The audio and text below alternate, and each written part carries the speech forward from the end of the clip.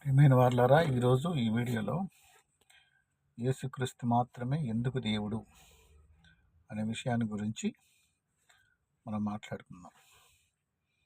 ప్రపంచంలో ఈ సృష్టి మొత్తాన్ని తయారు చేసినటువంటి గొప్ప వ్యక్తి దేవుడు. ఎందుకంటే ఈరోజు పంచభూతాలు ఉన్నాయి: గాలి, నీరు, భూమి, ఆకాశము. గాలి, నీరు, తర్వాత అంటే భూమి, ఆకాశము, గాలి, నీరు, అగ్ని. ఈ ఐదుటిని పంచభూతాలు అంటున్నాం. ఈ 5 పంచభూతాలలో పంచ అంటే 5, భూతములు అంటే పెద్దవి లేకపోతే కనిపించనివి, అంటే గొప్పవి అని అర్థం. భూతములు అంటే 5 గొప్పవి. మరి ఈ 5 పంచభూతాలలో మనం నీరుని చూడగలం, భూమిని చూడగలం, ఎందుకంటే దాని మీద ఉన్న ఆకాశమును చూడగలం, తర్వాత అగ్నిని చూడగలం, కానీ గాలిని చూడలేము. దాన్ని మనం రుచించగలం. అంటే అది గాలి ఎట్లు వీస్తే అలా దాన్ని మనం ఆ గాలి వీచేదాన్ని బట్టి గాలి ఉందని చెప్పుకుంటాం, కానీ దాన్ని మనం చూడలేం. అలాగే సృష్టి పుట్టినప్పటి నుంచి మనిషి ఎన్ని పరిశోధనలు చేసినా దేవుణ్ణి చూడలేడు. ఆయన కంటికి కనిపించని రూపంలో ఉన్నాడు. అందుకనే బైబిల్ గ్రంథంలో అదృశ్య దేవుని అని ఉంటుందండి. అంటే ఈ దేవుడు అదృశ్య రూపంలో ఉండి మనకి కంటికి కనిపించకుండా సమస్తాన్ని నడుపుతున్నాడు. ఇప్పుడు మన రాష్ట్రపతి ఉంటాడు, లేకపోతే మన దేశ ప్రధాని ఉంటాడు, ఎక్కడో ఢిల్లీలో ఉండి దేశం మొత్తాన్ని పరిపాలిస్తున్నట్టుగా ఇప్పుడు అదేవిధంగా ఇక్కడ దేవుడు కూడా ఈ సృష్టి మొత్తాన్ని తన యొక్క గుప్పిట్లో, అంటే తన యొక్క నియమానికి బట్టి చేస్తున్నాడు. అయితే సృష్టి చేయబడినప్పటి నుంచి కూడా సృష్టి ఏ రోజు కూడా ఆయన మాట తప్పలేదు. రోజుకి 24 గంటలే ఉన్నవి. అదేవిధంగా రోజుకి 24 గంటలు ఉన్నాయి. తర్వాత ఋతువులు ఉన్నాయి 6. మరి భూమికి సూర్యుడికి మధ్య గల దూరం 15,94,50,000 కిలోమీటర్లు. వాటిలో కిలోమీటర్ ముందుకెళ్తే, ఒకవేళ భూమి ముందుగా వెళ్ళిపోయినట్టయితే మంచుతో గడ్డగట్టిపోతుందంట. 1 కిలోమీటర్ ముందు వస్తే ఆటోఫైర్, ఆక్సిజన్ ఎక్కువ అవటం వల్ల మొత్తం తగలబడిపోయే అవకాశం ఉంది. మరి ఈ యొక్క అంశంలో నిజమైన దేవుడు ఎవరు, ఈ సృష్టిని ఎవరు తయారు చేశారని చూస్తే నిజమైన దేవుడికి ఉండే లక్షణాలు చూద్దాం. మొదటిది, నిజమైన దేవుడు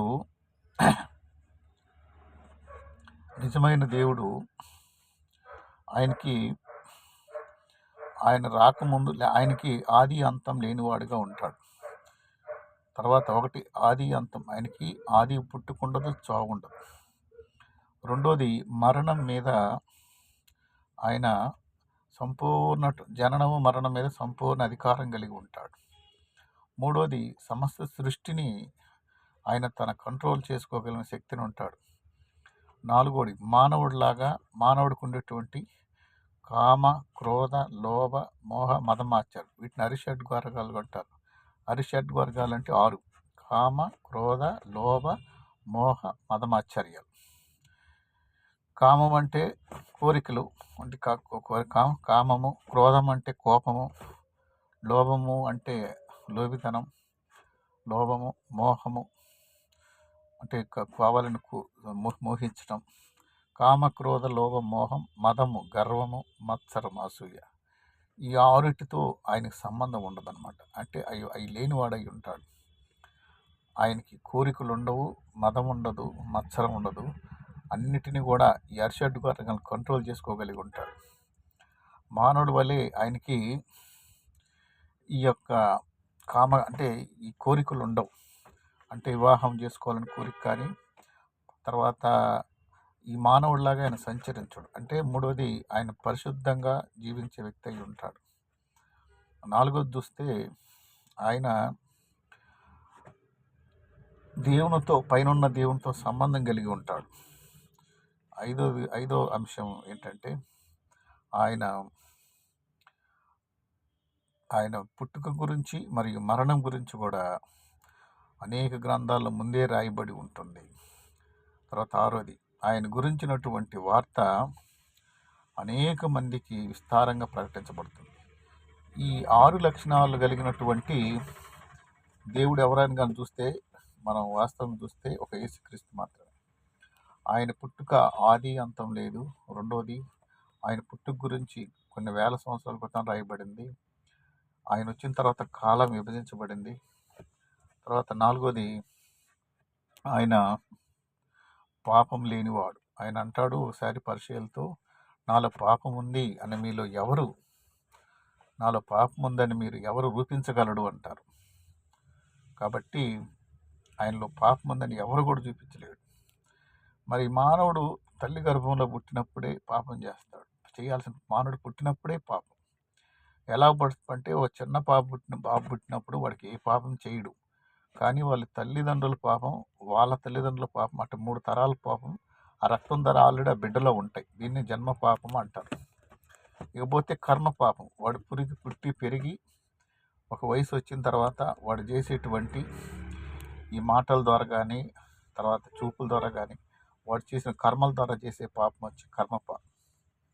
ఈ జన్మ పాపము కర్మ పాపం తీసేయాలంటే అవి రెండు లేని దేవుడు ఒక్కడే ఉన్నాడు. ఆయన జన్మలో పాపం లేదు, కర్మలో పాపం లేదు. ఆయన మాత్రమే పరిశుద్ధుడు, యేసుక్రీస్తు.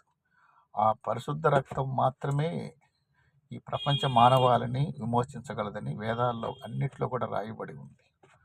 కాబట్టి మనం చేసినటువంటి ఇంతవరకు ఈరోజు నేనైనా మనమైనా నేను చేసినటువంటి దోషములు బట్టి దేవుడు ఈరోజు నన్ను క్షమించాడు. కాబట్టి మనం ఈరోజు మనం బ్రతుకున్నాం. మన దోషములు ఆయన క్షమించలేదు. కాబట్టి ఈరోజు ఆయన దగ్గరికి వస్తే మన దోషములన్నీ క్షమించి ఆయన మనకు పరలోకం ఇవ్వటానికి సిద్ధంగా ఉన్నాడు. ఈ క్షణమే, ఈ నిమిషమే ఆయన కంటే గొప్ప దేవుడు లేడు. మన పాపములు క్షమించడానికి వీలు లేనివైనను, మన దోషములు భరించలేనివైనను ఆయన క్షమించడానికి సిద్ధమైన మనసువాడు. పాపభారం మోసుకున్న సమస్త జనులారా నా యొద్దకు రండి, నేను మీకు విశ్రాంతినిస్తాను అంటున్నాడు దేవుడు. కాబట్టి మనం పాప దోషాలు మోస్తున్నాం. ఆయన దగ్గరికి వస్తే విశ్రాంతి ఇవ్వటానికి ఆయన సిద్ధంగా ఉన్నాడు. మన పాపాలు మనం పోయినాక మనశ్శాంతి లేక ఎన్నో మరి పిచ్చివాళ్ళుగా మనశ్శాంతి లేకుండా ఎన్నో అశాంతితో తిరుగుతున్నాం. ఈ దోషముల వల్ల, మన దోషముల వల్ల మనకి ఎంతో నెమ్మది లేదు. ఆయన దగ్గరికి వస్తే మీ దోషములన్నింటినీ క్షమించి ఆయన పరిశుద్ధ రక్తంతో మనల్ని క్షమించడానికి సిద్ధంగా ఉన్నాడు. అంతేకాదు మన జీవితాన్ని ఒక్క క్షణంలోనే మార్చడానికి ఆయన సంసిద్ధుడై ఉన్నాడు. అదేవిధంగా తండ్రి ఆయన దగ్గరికి వచ్చి మనం వేడుకుంటే, నా దోషములు క్షమించు, నా పాపములు క్షమించు, నన్ను రక్షించమని ఆయన అడిగితే వెంటనే ఆయన మనల్ని క్షమించి తన పరిశుద్ధ రక్తంతో మనల్ని విమోచించడానికి ఆయన సిద్ధమైన మనసు కలిగి ఉన్నాడు. కాబట్టి ఇప్పుడే ఆయన దగ్గరకు వచ్చి నువ్వు క్షమాపణ అడిగితే నీకు క్షమాపణ ఇస్తాడు. నీ కన్నీటి ప్రార్థన సమస్త దోషాలను తీసివేసి ఒక్క క్షణంలో ఆయన మార్చడానికి సిద్ధంగా ఉన్నాడు. మనం ఒక అనకొండ అంటే ఒక పెద్ద పాము, ఈ పాములో ఒట్లో ఒక మనిషిగా చిక్కుంటే ఎప్పటికీ రాలేడు. ఎందుకంటే ఈ అనకొండ పాము అనేది సర్పం, సాతాను మరి మనిషిని పాపంలో పడేసింది, పాము రూపంలోనే పడేసాడు. అదేవిధంగా మరి ఇప్పుడు మన పాపములు, సైతాను మన పాపముల ద్వారా ఆల్రెడీ మన జీవితాన్ని చాలా వరకు మింగేసి ఉన్నాడు. వాళ్ళ నుంచి బయటకు రావాలంటే మనంతరం ఏమాత్రం రాలేము. మన దోషముల నుంచి మనం ఎప్పటికీ సొంతగా రాలేము. ఆయన మాత్రం విడిపించగలడు. ఆయన సైతాను కంటే మరి అపవాది భూమి మీద ఉన్నటువంటి యుగ సంబంధ దేవత సైతాను కంటే కొన్ని వేల రెట్లు శక్తివంతుడు. కాబట్టి ఆయన మాత్రమే మనల్ని విడుదల ఇవ్వగలడు, ఈ క్షణమే ఇవ్వగలడు. కాబట్టి ఈ సందేశం వింటున్నటువంటి ప్రియమైన కుమారుడా, కుమార్తె, తల్లి, తండ్రి, మీరు మీ యొక్క దోషములను ఒప్పుకొని ఆయన దగ్గరకు వచ్చిన వాడిలా ఆయన నమ్మదగిన వాడును నీతిమంతుడు కనుక మీ సమస్త దోషముల నుండి విడిపించి మిమ్మల్ని నీతిమంతులుగా చేస్తాడు. మీ పితరుల దోషములను చేస్తాడు, మీకు నెమ్మదిస్తాడు, మంచి జీవితాన్ని ఇస్తాడు. తర్వాత ఈ లోకం తర్వాత మీరు నడవలసిన మార్గం అంతే భూమి మీద నడిపి తర్వాత ఈ లోకం తర్వాత, మరణం తర్వాత స్వచ్ఛమైనటువంటి తరతరాలుండే పరలోకం ఇవ్వటానికి దేవుడు మరి సంసిద్ధంగా ఉన్నాడు. మరి అట్టి కృపను పొందటానికి మీరు సిద్ధంగా ఉన్నారా? దయచేసి మరి మీరు అటువంటి కృప కావాలంటే ఇప్పుడే నాతో కలిసి ఏకీభవించి ప్రార్థించండి. పరలోకమందున మా తండ్రి యేసయ్య, ఈరోజు ఇంతవరకు నువ్వు నన్ను కాపాడినందుకు వందనాలు తండ్రి. ఆశ్చర్యకరుడా, అద్భుతకరుడా, కృపామయుడా, దయామయుడా, మా దోషముల నుండి మా పాపం నుంచి విడుదల చేస్తున్నందుకు వందనాలు తండ్రి. ఇప్పుడే నాయన నా తండ్రి,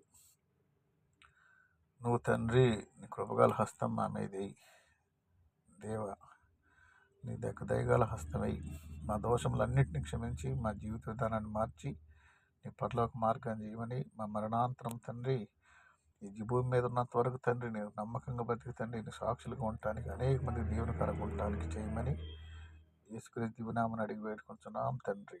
ఆమేన్. ఈ సందేశము మరి మీకు నచ్చినట్లయితే లైక్ చేయండి, అనేక మందికి షేర్ చేయండి. మీ సహోదరుడు వెంకట్రావు.